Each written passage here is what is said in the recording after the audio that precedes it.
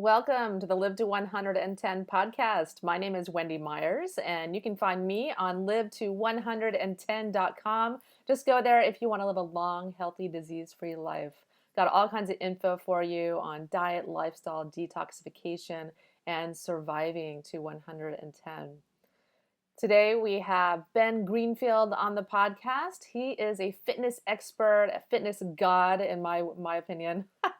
And he is going to be talking about what kind of exercise you should be doing if you have adrenal fatigue. I get asked this question all the time, and so I thought this would be a great podcast. And who better than a fitness expert like Ben Greenfield? Please keep in mind that this podcast is not intended to diagnose or treat any disease or health condition and is not a substitute for professional medical advice.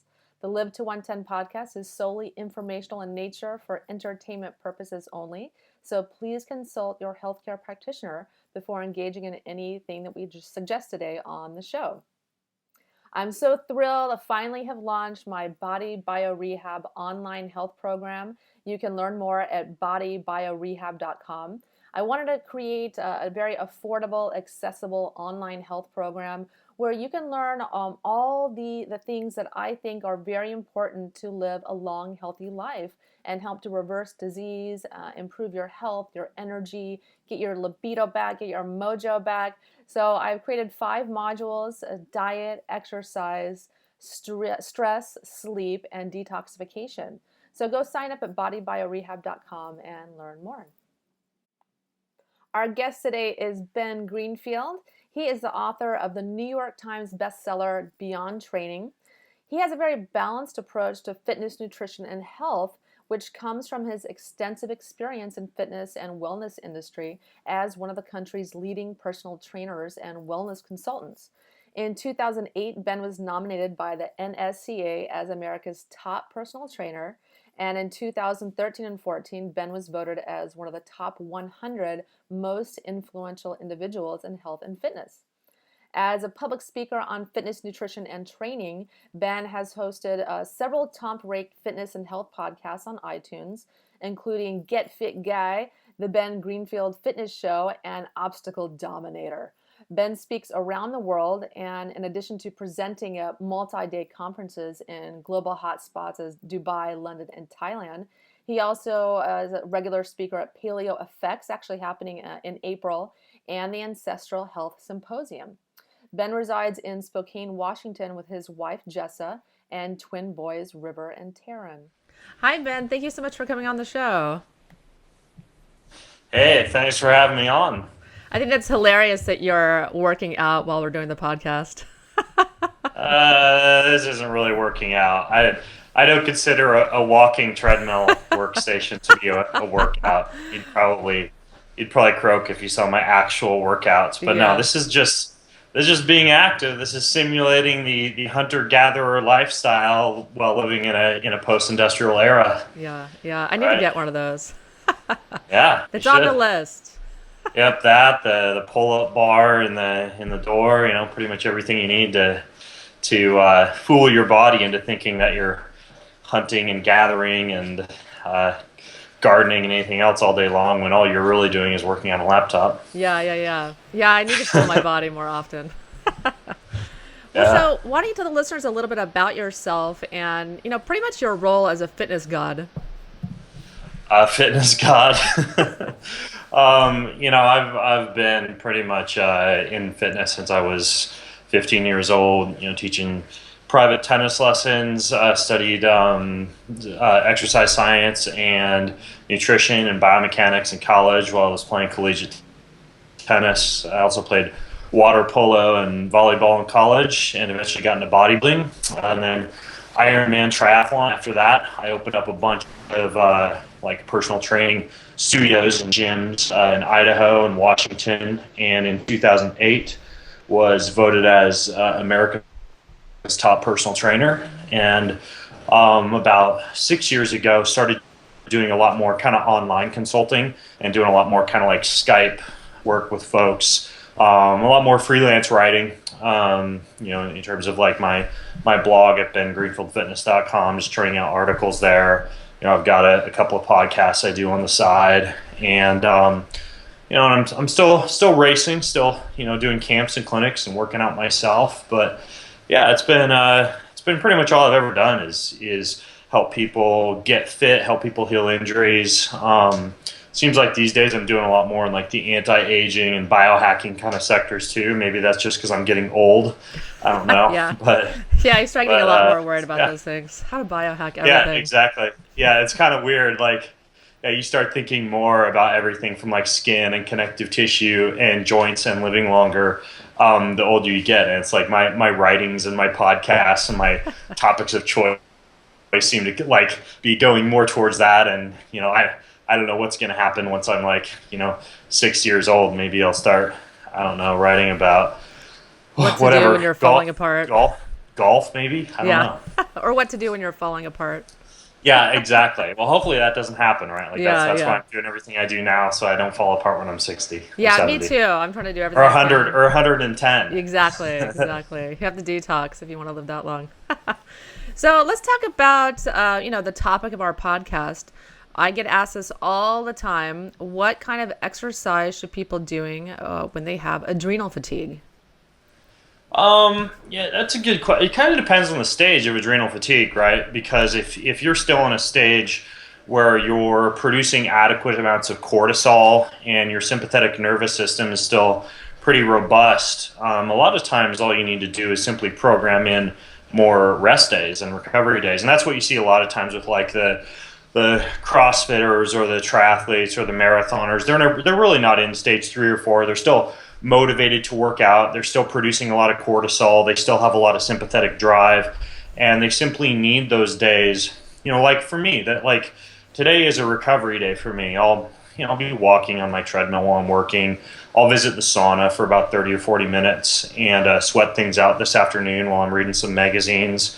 I did this morning. My quote unquote workout was a cold water soak for about 10 or 15 minutes and then some foam rolling, right? So Yeah. that's like, it's like I'm still making my body better on a recovery day.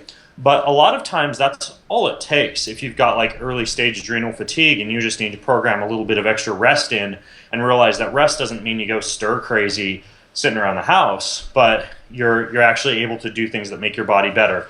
Sauna, cold soaking, hot soaking, or cold hot contrast so that you get blood flow moving around. Trampolining and vibration platforms, those would be also examples of things that really get lymph flow and blood fluid circulating, without actually being stressful to your body from an Yeah. impact-based standpoint. Foam rolling or massage therapy is fine as well. Anything else as far as deep tissue work, using like massage sticks, using lacrosse balls or like yoga tune-up balls to work a lot of the fascial adhesions and the cross-linking that are building up on other days of the week. Infrared sauna or dry sauna, either of those would be fine as well. But a lot of times that's all it takes. Now, once you get into something a little bit more like a stage 3 adrenal fatigue, usually you don't stage 4 typically folks are bedridden and they're not exercising at all because they can't. Yeah. But when you get to the point where you're really not producing much cortisol at all, there are a few other things that you got to do. Typically, I'll get a lot of people who are like Ironman triathletes, bodybuilders, folks like that who come to me, and they really are. If you look at like an adrenal stress index, for example, really rock bottom cortisol levels throughout the day. Difficulty really getting much adrenal stimulus at all. A lot of cravings for glucose and caffeine and other ways to get energy levels up simply because cortisol is not mobilizing liver glycogen the way that it should, and the energy levels are simply not there. In a case like that, a lot of times it takes a good 4 to 8 weeks to push the reboot button on the body. And in a situation like that, the type of workouts that I'll start folks off with are, first of all, some of the things that I just talked about when it comes to the type of things that an athlete who normally needs just 1 or 2 recovery days would be doing on those recovery days, right? So cold hot contrast, sauna, things along those lines, foam roller, massage. But typically, what we'll also do is like yoga, Tai Chi. I'm a huge fan of as well for that, just because of its ability to decrease cortisol. We do a lot of nature walks, a lot of sun exposure. So a typical week for like a like a 4-week reboot or recovery protocol would look like something like, if we were to look at 7 days a week, every other day you'd be going on a nice, easy 20 to 30 minute morning walk in the sunshine to start to jumpstart the cortisol levels in the morning and get the circadian rhythm going. And on the other days of the week, it would be 20 or 30 minutes of Tai Chi or yoga or something like that in the morning. And then in the afternoons, on some days, you'd do something like a sauna or a detox type of protocol, or a cold hot contrast where you're going back and forth from sauna to cold shower, or sauna to not anything too cold. You wouldn't necessarily want to do an ice bath, for example, if you had adrenal fatigue, but you could do like a colder pool to a sauna, or like a lukewarm or slightly cold shower back and forth to a sauna to get the blood flow and the detox effects with that. Foam rolling, massage, really light body weight type of movements. If you're going to do any type of resistance training, like just some easy push-ups or squats or something like that. Those are some of the main things. And then once somebody has gone through a few weeks of that, what I'll typically introduce first is some way to increase blood pressure and increase heart rate, as well as build strength without actually stressing out the body. And I'm a big fan of super slow training for that. Yeah. So, once you've gone through a good 4 weeks of just doing like the yoga and the sauna and the easy walking and the stuff that's not necessarily sitting around in your butt, but is also not stressful, especially from a sympathetic nervous system standpoint, no long aerobic sessions or anything like that during this time, running, cycling, swimming, anything like that. Basically, the next phase that you get into is you keep doing all that same stuff, but then you introduce just 2 or 3 times a week about 12 to 15 minutes of super slow training. So there's a good program. There's a book called Body by Science by Doug McGuff, and it just lays out a very basic routine where, for example, it is 4 to 5 different exercises. Like, let's say you were going to do this at the gym: a chest press, a pull down, a shoulder press, a leg press, and a seated row. And what you do is like 10 seconds down, 10 seconds up for each of those exercises, really, really slow, and just 1 set for each exercise. And that's it. It's actually a little bit more difficult than it sounds, but it's not like powerlifting. It's not like CrossFit. It's not like doing high intensity interval training on the treadmill or anything like that. It's just very kind of slow, restorative, non-impact based strength. Mm-hmm. The next thing that I'll introduce are very short spurts of high-intensity interval training. So nothing that gets really, really glycolytic, but we're talking about very short, like 10 to 30-second sprints. So a workout somebody might do is, 10 by 100 meters or something like that out on a baseball field or a soccer field, or, like in the grass in their bare feet, something like that. Again, nothing too long, nothing too voluminous, nothing that exhausts your glycogen stores or has you going for a very, very long period of time, but just like short spurts of exercise. Now at that point, once someone is doing the easy light restorative aerobics, they're doing a couple of those super slow strength training routines, and they're sprinting a couple of times a week, they're basically back to a program that's really more of like a longevity anti-aging program, right? Like that's really all you need to be doing for your exercise program, unless you want to start doing like competitive sports, unless you want to do a triathlon or an obstacle race or a marathon or something like that. And then if that is what someone wants to do, then we introduce, once they're fully recovered, more of the longer stuff, right? So then we've got 2 or 3 days of the week where you're actually going out and you're doing the long swim, the long bike, the long run, the kind of like more stamina-based 60 minutes to 2 hours type of session where you actually are pushing the body a little bit more. And for the weight training, we gradually progress out of something like the super slow training and start doing more traditional strength training, powerlifting, crossfitting, that type of thing. But that step, into the more athletic realm is something that a lot of people think they have to do to look good or to be fit, when that's not really the case. I mean, you can get away with doing like the super slow training, occasional high intensity interval sprints, like the 100-meter type of stuff, and then the yoga, the swimming, the easy stuff really comprises the majority of the program. And I mean, if you came up to me and said, Ben, rather than racing all these triathlons, doing the Spartan races, stuff like that, if you want to live as long as possible, what would you do? And I would switch into a program like that. where I'm not beating up my body necessarily and draining it each week. Now, I personally, I have this deep-rooted desire to put a notch in the belt and go out and do these crazy feats of physical performance. And that's also, part of my living is I coach people and I have to spend some time in the trenches doing this stuff. But ultimately, if it was just about living long, I wouldn't necessarily be doing those things. Yeah. Well, I mean, you're the type of person, I think, that you probably have the genetic propensity, the genetic components to be able to do this type of physical exercise and perhaps not fall into adrenal fatigue. Can you talk a little bit about the differences that people have? Some people just don't have the genetic countenance, and they just fall apart if they do too much, long state cardio and, too much high intensity exercise, and they can easily fall into adrenal fatigue. Can you talk about that a little bit? Yeah, there are certainly genetic markers that are associated with, for example, ability to produce certain endogenous antioxidants that help with recovery. If you go to a company like DNA Fit, or I believe it's called Athletigen or something like that, is another new company that will allow you to export your 23andMe data and see whether you're a fast recoverer or a slow recoverer. And a lot of times someone with fast recovery does very good with consistent exercise every day, and a lot of times they can dip into the well a little bit deeper each day of the week, whereas someone with slow recovery or someone who doesn't naturally produce as many of these antioxidants, they simply can't take as much. Now, they might be able to go out and do a really hard session a couple of times a week, but as far as like consistently, digging deep, they just, they could probably do it, but they need some extra help, via supplementation, even like IV therapy, Myers cocktails, stuff like that, to actually help them along a little bit.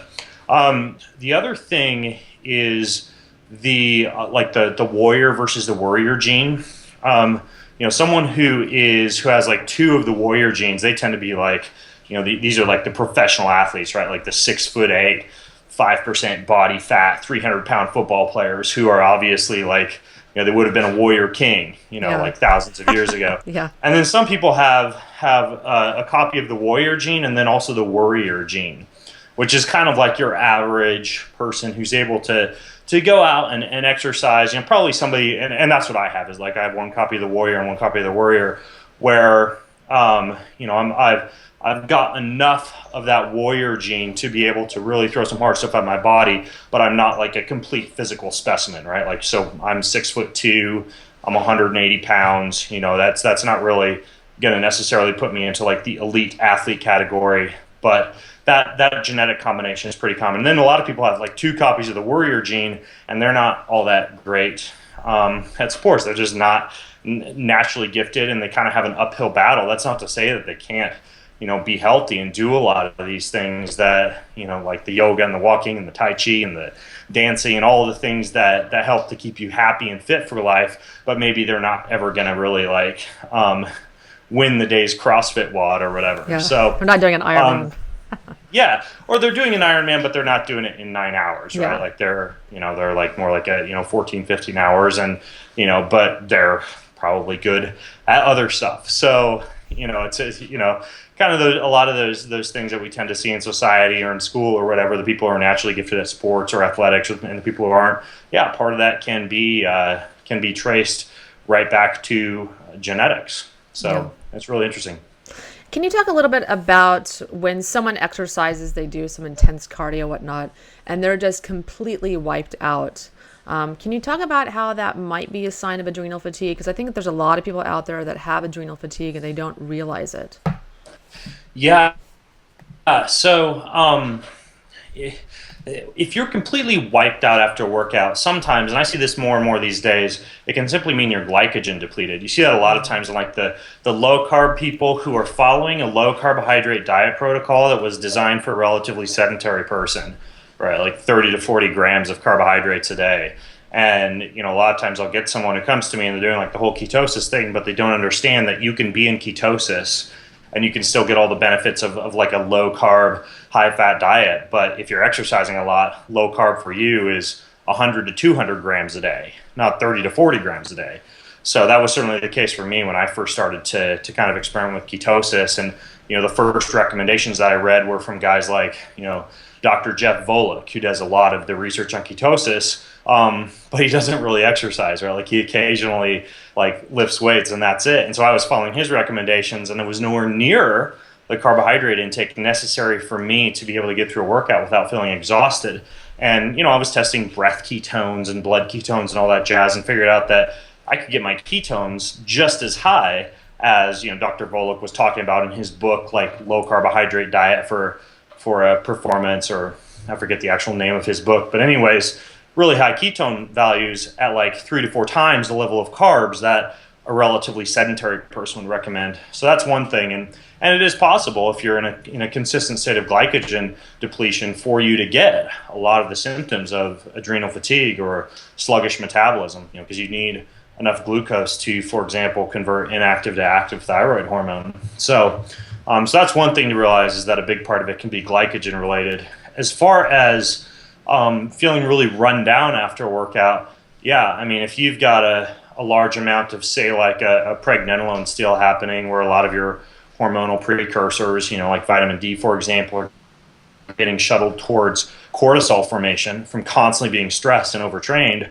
rather than producing more anabolic hormones like testosterone or DHEA, you're going to take a lot longer to recover, and you're also going to feel more beat up after workout, because your testosterone to cortisol ratios are going to be really low, just because of high cortisol and low levels of anabolic hormones. So the other thing is, kind of similar to once you get yourself to a state where you're producing really, really low amounts of cortisol, if you look at things like noradrenaline and epinephrine, and a lot of the things that get churned out when you're frequently exercising, in the same way that you eventually can become desensitized to caffeine, right? And you need like more and more caffeine to get the same effect. You can eventually get desensitized to all this epinephrine and adrenaline that you're consistently surging out. And so you might need greater and greater amounts to get that same kind of high. And you might get to the point where you're simply not able to feel that exercise high. And you also just are not as sensitive to those neurotransmitters and hormones that are related to feeling driven and motivated. So that's another part of it too. And that's why rest and recovery days that allow you to kind of reset your sensitivity to those are important in a good, smart, structured exercise program. Yeah. Yeah, and I feel that, overutilization of energy for exercise, even if it's good for circulation, other health benefits, can trigger adrenal crashes. Are you in danger of developing adrenal fatigue or crashes if you overexercise? Oh yeah, I mean, that's one of the most common reasons that you would get adrenal fatigue. Obviously, stress is stress, and you could get into a state of adrenal fatigue from constant exposure to pollution, mold, environmental toxins, Wi-Fi, EMF, poor relationships, and a busy lifestyle, right? Like that's certainly one way that you could get adrenally fatigued. And lack of sleep is probably up there too, as well as too many emails. But then you can also do it from overexercise, which is a lot more common, and that's a reason that you see people getting adrenal fatigue much more often. Is simply it's too much activation of both sympathetic and parasympathetic nervous system, especially on the same day. So you'll see a lot of people doing what's called concurrent training, where they're doing both strength and endurance training multiple times per week, sometimes every day of the week. And this is pretty common among like CrossFitters, triathletes or marathoners or endurance athletes who are also implementing weightlifting or strength training, or people who work with their hands, right? Like people working construction and stuff like that, who are also at the end of the day going out and doing bike rides or runs or swims or things of that nature. That's a really good way to deplete yourself very quickly, because you're beating up both branches of your nervous system almost every day of the week. So, I mean, that's where something like heart rate variability monitoring can come in handy, because a lot of times if you're waking up in the morning and you're doing a quick 5-minute reading on the strength and robustness and resilience of your sympathetic nervous system and your parasympathetic nervous system, you can see which is more beat up and which might need recovery. Like yesterday, I did MRF, which is a mile run, 100 pull-ups, 200 push-ups, 300 squats, and then a mile run. And you're doing all that as fast as you can. And when I did my heart rate variability measurement this morning, my parasympathetic, like my rest and digest branch of my nervous system, it was just fine. It was a nice robust number. It was a very high, what's called a high frequency score on my heart rate variability, but my sympathetic nervous system was depressed. It was like under 1,000, which is a low score for me. And so, it's obvious that branch of my nervous system was really beat up. And whereas, a lot of times you'll see a CrossFitter like go back to the box to do another hard workout the next day, though it's good that today is a recovery day for me, or a day where I'm only doing something like, parasympathetic nervous system based, right? Like walking during a podcast, just because my sympathetic nervous system is beat up. I'm not ready to take it. So that's really the fastest way to adrenal fatigue, is to not pay attention to what energy system that you're working, and not giving that energy system enough recovery. Like if you take a hard weightlifting session, technically you could be recovered from a musculoskeletal standpoint within 24 hours, as far as your inflammatory cytokines, your HSCRP, metabolic byproducts localized to muscle tissue, all of that can be removed within a day. But as far as neuromuscular fatigue, nervous system fatigue, and adrenal fatigue, it can take 48 to 72 hours to recover from a tough workout. And we're talking about whatever, like say an Ironman triathlon, it can take 2 to 3 weeks. So, if you're not taking into account those recovery times, and not just paying attention to whether or not you're sore, right, which is typically musculoskeletal fatigue, but also you got to pay attention to heart rate and heart rate variability. You're kind of playing with fire when it comes to making sure that you're adequately recovered and not constantly digging yourself into a hole.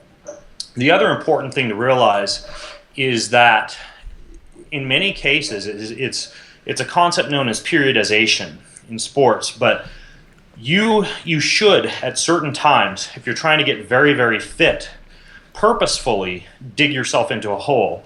And for example, for like the Ironman triathletes who I work with, we'll get to a point where in those final 8 weeks leading up to the race, we're playing with fire, or we're getting very, very close to adrenal fatigue, very, very close to digging ourselves into too deep a hole. But then once you program in what's called a taper, which is a period of time full of rest and recovery, and a period of time during which like an athlete often goes nuts because they're just like not doing as much as they're used to, you get what's called super compensation, where you get into a very low without getting into full on adrenal fatigue, but you are beat up. Like you have days where you just don't feel like working out and you got to go out and do it anyways. But then once you rest and recover from that, you get super compensation and a big boost in fitness that you would not normally have experienced. So, it can be a delicate process, and that's where measuring, doing, like most of my athletes do quarterly blood and biomarker testing, daily heart rate variability testing, so that we know if they're getting to the point where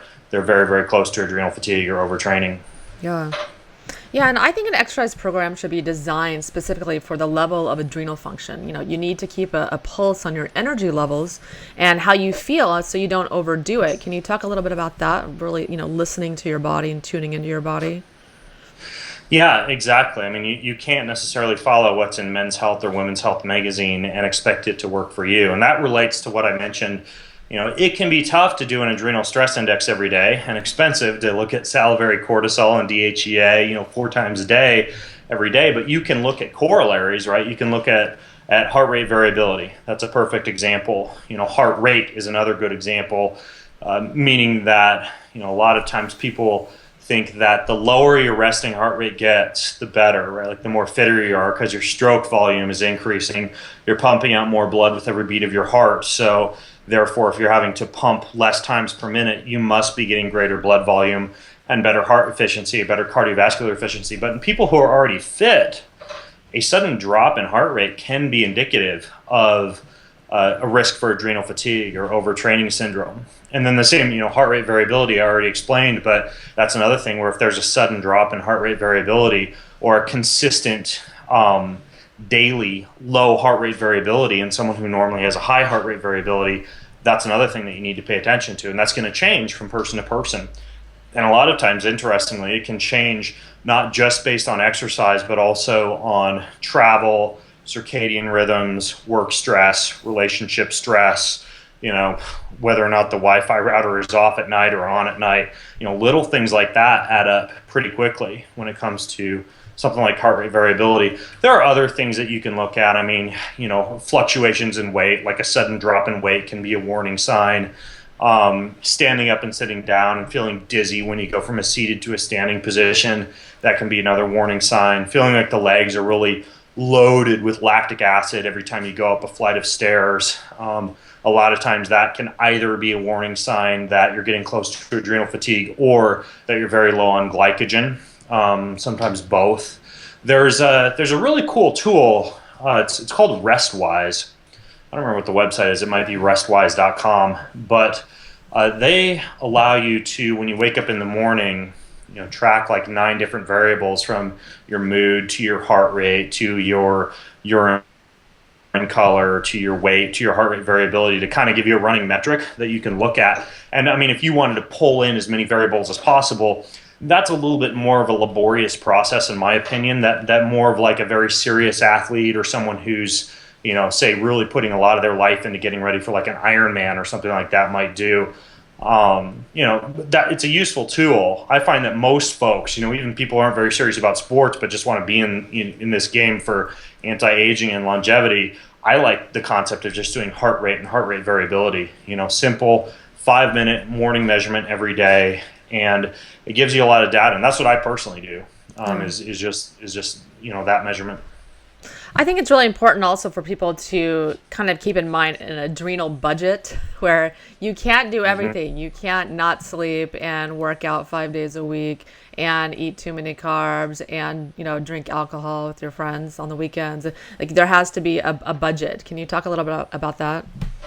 Yeah, I mean, that's the perfect way to express it, is a budget. And it doesn't mean that you can't do some of those things, but what you need to understand is you have to plan. So if you know that you're going to be out drinking with your friends on Saturday night and there's a big party, you either are going to need to program in a recovery day on Saturday or a recovery day on Sunday to account for that. You can't just throw that at your body, unless you're, I guess, like an 18-year-old college student. Yeah.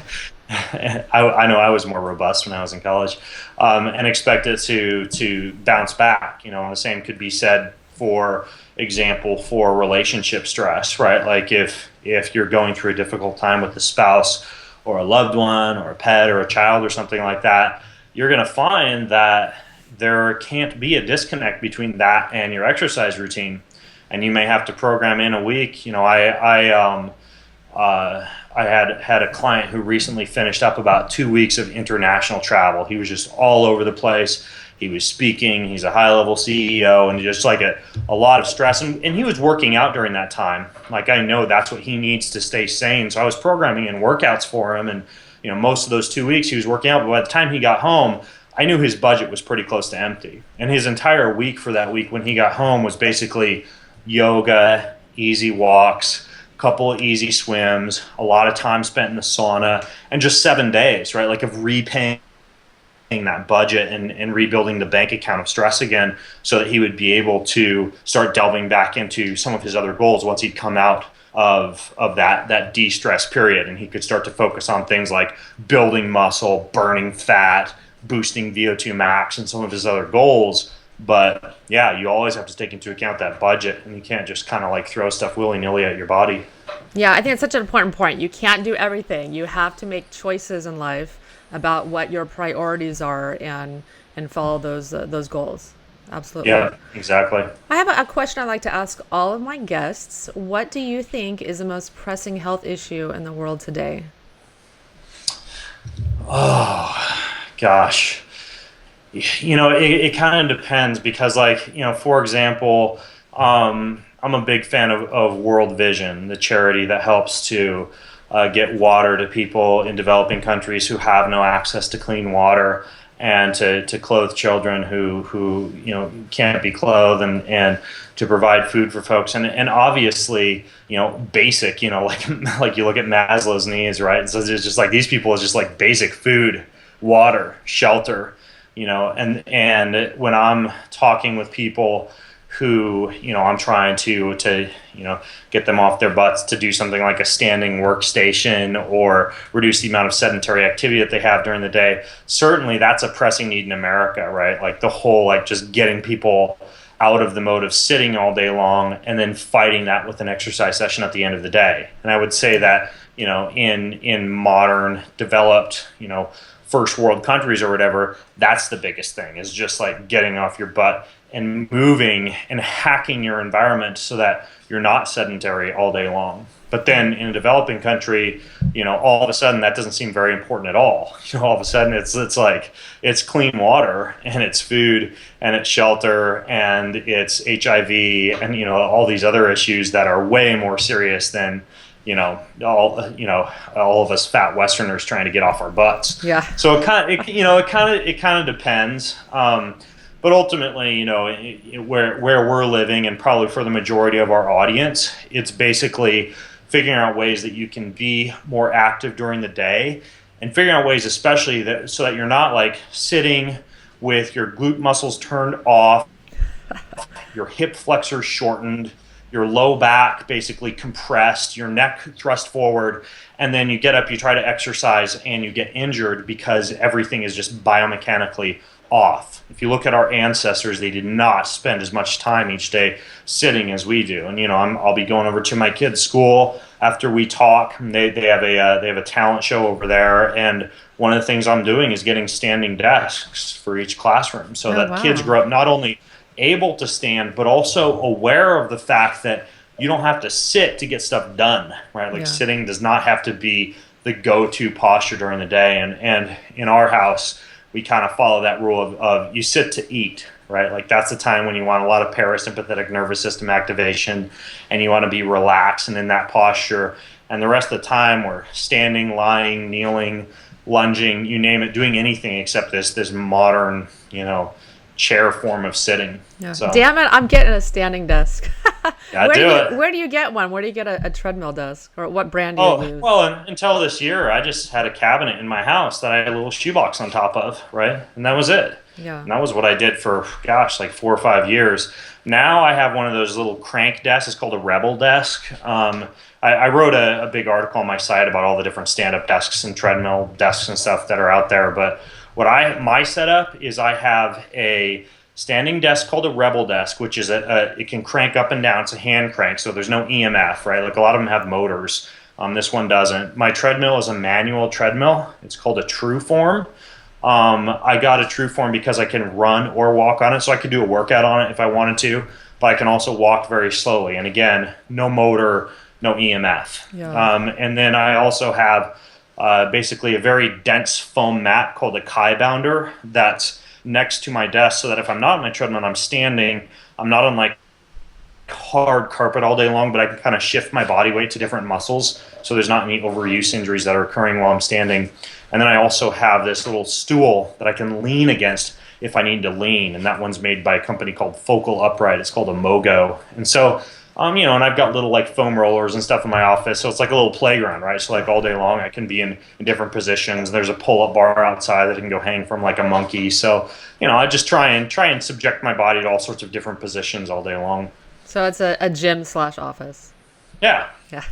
Exactly. I love it. I need to get one really badly. I do way too much sitting and computer work, Right. etc. I've made sure like the window that I'm looking out as you're talking, it's a green forest. There's the green grass and there's some rocks outside, but then I'm just looking out at this big bunch of tamarack trees, right? So I'm getting a little bit of nature therapy.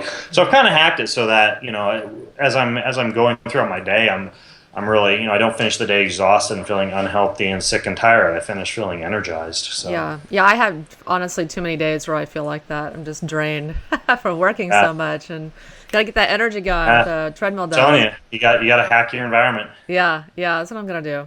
It's on the list. So tell us about your book, Beyond Training.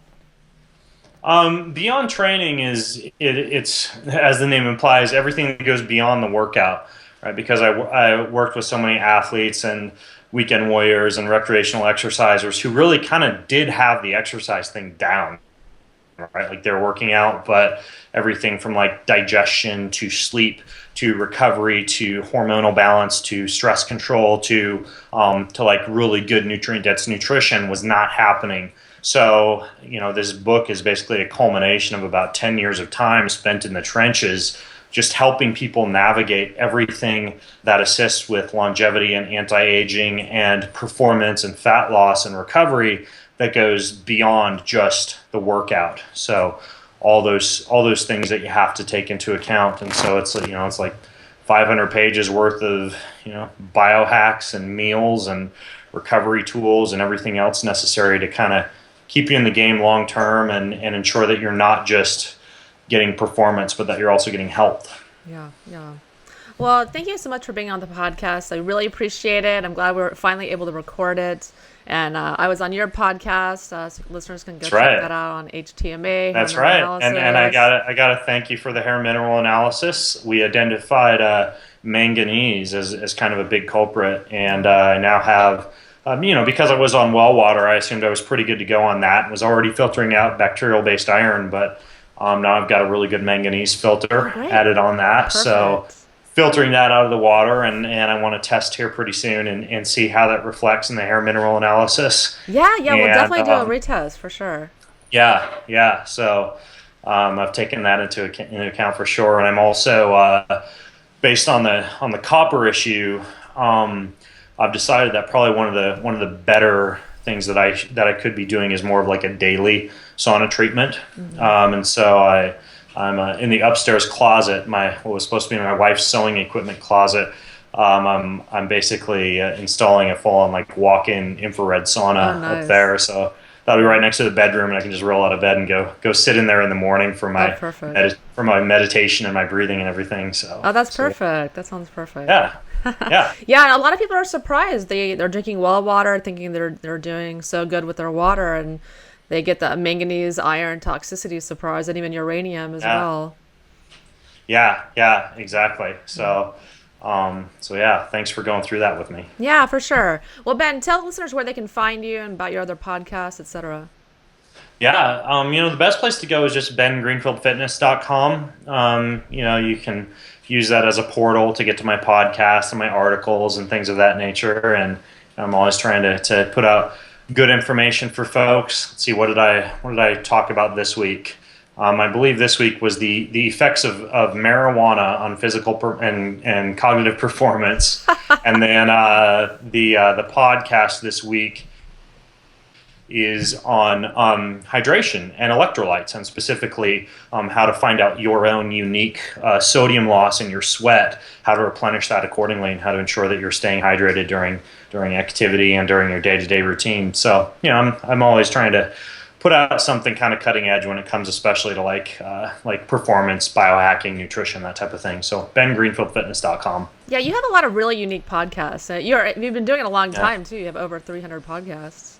Yeah, they're probably unique just because I've gotten bored with all the same old stuff. So now I'm just delving into everything else. Yeah, I'm doing one on Lyme disease soon. Really going there with very niche podcasts. But yeah, nice. Ben, thank you so much. I live out in the forest where there's lots of ticks, so I'll listen to that one. Yeah, for sure. Yeah, it's really much more common than people think. I'm catching a few clients that have it. Yeah, and I hunt deer a lot too. So when I've got my arms up to my elbows in the gut of a deer and my head right next to its hide, I see just like ticks floating off this thing. It always makes me nervous with the Lyme disease thing. But yeah, not to gross anyone out. But you're probably good in the sauna. That'll keep the viruses in check, etc. There we go. Yeah. Sauna will cure everything. Cure everything. It's a cure-all for sure. Well, Ben, thanks for coming on the show. And listeners, you can learn more about me at live110.com. Learn all about natural healing, detoxification, and my version of paleo, modern paleo. Thank you so much for listening to the Live to 110 podcast. My name is Luke, and I am a nutrition practitioner here in Northern California. I got into it because my own health fell apart. That was the biggest reason. I was involved in a lot of different athletic type of endeavors. I was into powerlifting, and I was doing MMA and jiu-jitsu and that type of stuff, and playing basketball with my friends and stuff like that. And basically, I just kind of wore myself out. I developed brain fog. I wasn't, following the best diet. I was taking nasty pre-workouts. God knows what's in them. Yeah. Protein powders, that type of, bro science type stuff. Yeah. And I just kind of wore me out, and I got brain fog, and I was tired all the time. I found myself taking naps at work. I didn't have much motivation and things like that. And I actually worked at a gym, and I noticed that my brain fog, it really cleared when I was using the sauna. And that was really the only time I didn't have like bad brain fog. And it was only for like 20 minutes, but it was amazing. And so I was using the sauna anytime I could. And I started researching more about sauna therapy, and then eventually I came upon a man by the name of Dr. Wilson. And That's how everyone finds his site. That's how I found it. yeah. And then I read more about hair analysis and the work of Dr. Eck and all this type of stuff. And I did my own program through another practitioner, and I liked the results I got, and I really wanted to do it myself. And so after about 6 months on my own program, I became a practitioner, and I've been doing it ever since for about 2.5, 3 years now. Yeah. And so we're going to talk today about children's health. What are you noticing today about children's health? Because I'm testing a lot of children, and they're in trouble. Can you talk a little bit about what's going on with children's health today?